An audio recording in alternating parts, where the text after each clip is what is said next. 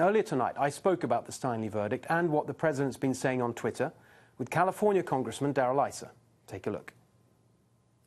Congressman Issa, first time on the show. We appreciate you joining us on a Sunday. Good to see you. Good to see you, and thanks for having me on.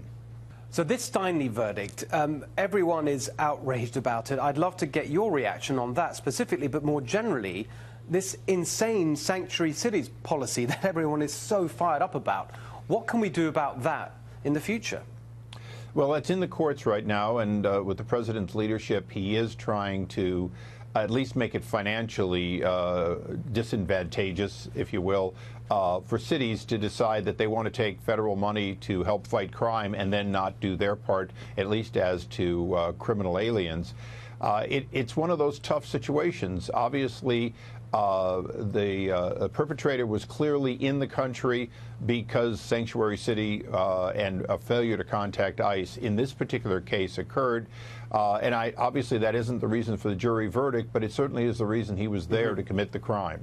But this policy was, if you like, born and raised right here in California. It was San Francisco that initiated it, and it's spread nationwide.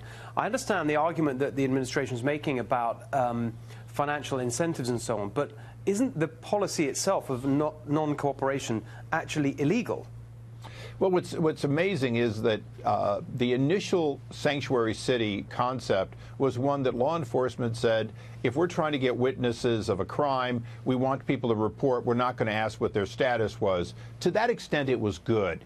But when you have a known criminal and you let them go free rather than letting the federal law enforcement, take them away for their status, then you've crossed the line. I do believe that it's an example of something that may not be criminal technically, but it certainly is criminal if you're the family of some loved one lost because basically a crime was committed because he or she was back on the street. But when it comes to immigration, it seems to me that, someone like I really believe in localism, in the idea that local communities should determine what happens in their areas. I think that's a key part of the kind of positive populist agenda that we promote on this show. But on immigration, surely you've got to have one immigration policy for one country. You've got to have one border that's controlled and one immigration policy. This kind of patchwork where cities decide how they want to implement it, surely that just doesn't make any sense. You're exactly right that immigration is one of those things in which a failure to participate in keeping criminals off the street and people who shouldn't be here from being here affects every other city. San Francisco's policy causes Sacramento to be less safe. It causes Reno to be less safe because, MS-13 and other groups do not limit themselves to just the sanctuary city.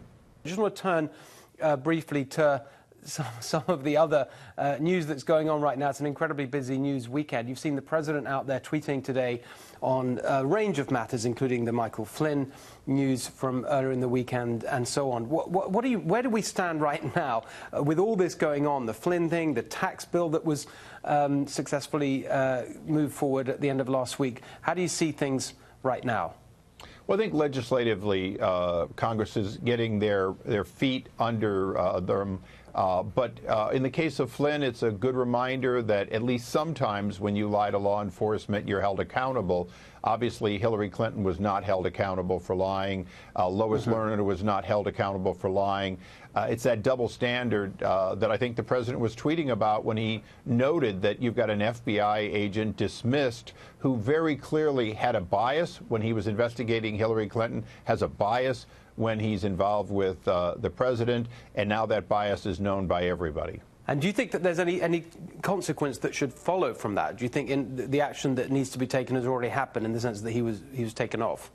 Well, I think it calls into question the investigation and the decisions by former Director Comey as to whether Hillary Clinton committed crimes, which I believe she did, and should be prosecuted for them. So I think in this case, reopening that investigation, having the materials reviewed honestly and independently, since obviously Director Comey was not independent, the deputy was not independent because he took about $500,000 to the benefit of his wife, and this agent certainly had a bias. So these kinds of things would cause anyone to say, for public confidence alone, that investigation should be reopened and properly analyzed for whether or not she should have been charged with the crime, at least as to those classified documents that she knowingly left federal service with in her possession.